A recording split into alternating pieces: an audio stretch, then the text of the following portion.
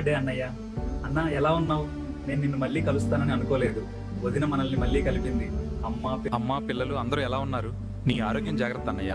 నీ ఆరోగ్యం మీద శ్రద్ధ పెట్టు. నువ్వు మంచి పొజిషన్లో ఎప్పుడు ఉంటావని నాకు తెలుసు, కానీ నువ్వు ఎప్పుడు బాధపడకు. తోడుగా ఉంటాను అన్నయ్య. ఎలాగో తెలుసా? నీ కొడుకు రూపంలో. నీ కొడుకే నేను ఎప్పుడు నీతోనే తోడుగా ఉంటాను. నేను లేనని నువ్వు ఎప్పటికీ బాధపడకు. ఆరోగ్యం బాగా చూసుకో అన్నయ్య. జాగ్రత్త.